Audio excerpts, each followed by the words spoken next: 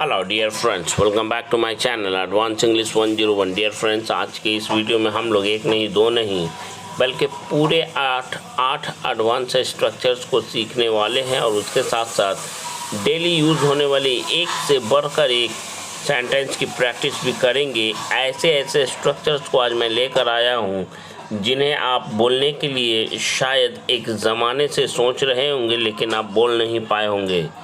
तो चलिए शुरू करते हैं आज का ये वीडियो।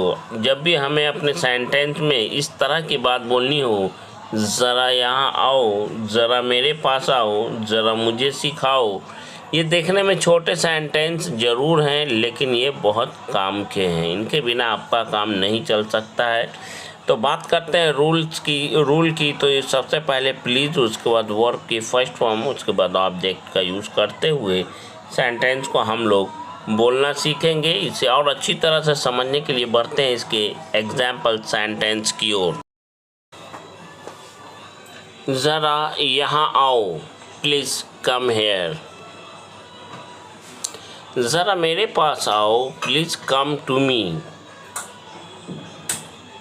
ज़रा मुझे सिखाओ, प्लीज़ टीच मी। ज़रा सच बता दो, प्लीज़ टेल द ट्रूथ। ज़रा धीरे बोलो, प्लीज़ स्पीक स्लोली। ज़रा ज़ोर से बोलो, प्लीज़ स्पीक अलाउड। ज़रा मुझे इसे चेक करने दो, please let me check it. ज़रा ATM से पैसे निकाल दो, please withdraw money from ATM। ज़रा खिड़की खोल दो, प्लीज़ ओपन द विंडो। ज़रा दरवाज़ा बंद कर दो, प्लीज़ क्लोज द डोर, या कहेंगे प्लीज़ शट द डोर। ज़रा दरवाज़ा भिड़का दो, प्लीज़ मेक द डोर अजार। ज़रा मदद करो, प्लीज़ हेल्प मी। ज़रा मेरी बात सुनो, प्लीज़ लिसन टू मी। बढ़ते हैं अगले स्ट्रक्चर की ओर जिसमें हम मजाक करना छोड़ो और उसके आगे की सेंटेंस को बोलना सीखेंगे। जैसे मजाक करना छोड़ो और सच बताओ, मजाक करना छोड़ो और अंदर आओ, मजाक करना छोड़ो और अपना काम करो, मजाक करना छोड़ो और काम की बात करो। तो मजाक करना छोड़ो और इसके लिए हमारा फिक्स स्ट्रक्चर होगा स्टॉप किडिंग अराउंड एंड, उसके बाद वर्ब की फर्स्ट फॉर्म, उसके बाद ऑब्जेक्ट आएगा। चलिए बढ़ते हैं पहले सेंटेंस की ओर। मजाक करना छोड़ो और सच बताओ, stop kidding around and speak truth. मजाक करना छोड़ो और अंदर आओ, stop kidding around and come in. मजाक करना छोड़ो और अपना काम करो, stop kidding around and do your work. मजाक करना छोड़ो और मेरी बात ध्यान से सुनो, stop kidding around and listen to me attentively. मजाक करना छोड़ो और पूरे मन से पढ़ाई करो, stop kidding around and study wholeheartedly. मजाक करना छोड़ो और मुद्दे पर आओ, stop kidding around and come to the point. बढ़ते हैं अगले स्ट्रक्चर की ओर जिसमें हम लोग बात करेंगे मुझे लगा था या मुझे इस बात का अंदाज़ा था कि से जुड़ा हुआ सेंटेंस बोलने के लिए। जैसे एग्जाम्पल सेंटेंस, मुझे लगा था या अंदाज़ा था कि वह आएगा। तो इसके लिए subject plus had a hunch that, उसके बाद सेंटेंस को बोलेंगे subject plus had a hunch that, यानी I had a hunch that fix रहेगा। आप सब्जेक्ट भले ही बदल सकते हैं, सब्जेक्ट की जगह आई की जगह अपनी ज़रूरत के अनुसार we you they he she कुछ भी रख सकते हैं। बढ़ते हैं पहले सेंटेंस की ओर। मुझे लगा था या मुझे अंदाज़ा था कि वह यहाँ फिर आएगा। आई had a hunch that he would come here again. मुझे अंदाज़ा था या मुझे लगा था कि वह जीत जाएगी। इसके लिए हम लोग कहेंगे आई had a hunch that she would win. मुझे लगा था या मुझे अंदाज़ा था कि वह देर करेगी। I had a hunch that she would be late. मुझे लगा था कि आज बारिश होगी। I had a hunch that it would rain. मुझे लगा था वह झूठ बोल रहा है यानी झूठ बोल रहा था। आई had a hunch that he was lying. मुझे लगा था कि वह यहाँ दोबारा कभी नहीं आएगा। आई had a hunch that he would never come here again. पढ़ते हैं अगले सेंटेंस की ओर। उसे लगा था या उसे अंदाज़ा था कि वह उसे कॉल करेगी। He had a hunch that she would call him.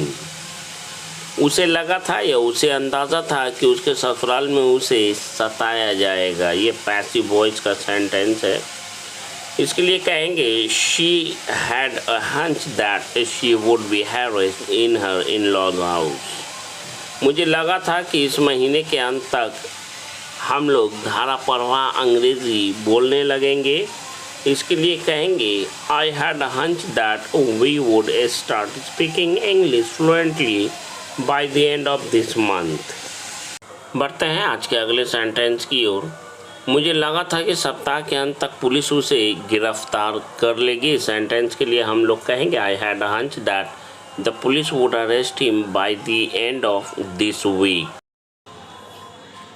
तो बढ़ते हैं अगले स्ट्रक्चर की ओर, जिसमें हम लोग रोज़मर्रा की ज़िंदगी में रुको से जुड़ा हुआ सेंटेंस, जितने भी सेंटेंस बोलते हैं हम लोग उसे बोलना सीखेंगे। जैसे रुको, मैं आ रहा हूँ, रुको मुझे बोलने दो, रुको मैं कुछ कहना चाहता हूँ। तो रुको, ठहरो, इंतज़ार करो या लाइन पर बने रहो। आज अभी के दौर में मोबाइल का दौर ज़माना है, तो अक्सर आपको सुनने को मिलता है कि कृपया लाइन पर बने रहें। इसके लिए भी होल्ड ऑन का ही यूज़ किया जाता है। तो चलिए बढ़ते हैं इसके रूल की ओर। इस होल्ड ऑन के और भी कई सारे मीनिंग होते हैं, लेकिन अभी जो हमें सीखना है हमें उसी पर फोकस करना चाहिए। इसलिए होल्ड ऑन का मतलब हम लोग अब आगे समझेंगे, इसके रूल को जानेंगे। रूल हमारा है होल्ड ऑन प्लस सेंटेंस, यानी हम जो बात बोलना चाहते हैं। पहला सेंटेंस है एक सेकेंड या एक सेकेंड रुको। इसके लिए होल्ड ऑन अ सेकेंड का यूज़ करेंगे।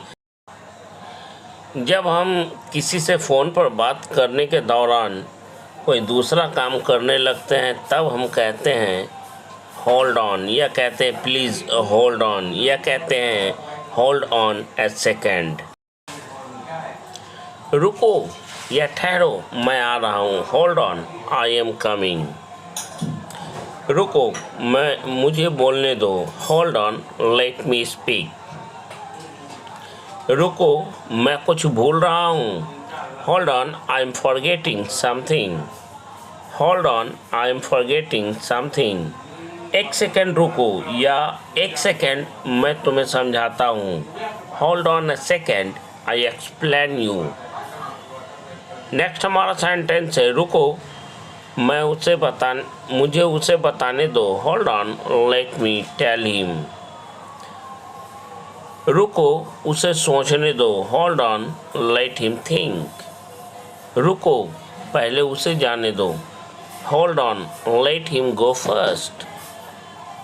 बढ़ते हैं आज के अगले स्ट्रक्चर की ओर, जिसमें हम बात करना सीखेंगे। जब भी हमें इस तरह के सेंटेंस बोलनी हो, अगर मैं उस लड़के की जगह होता तो उसके घमंड को कब का चकनाचूर कर देता।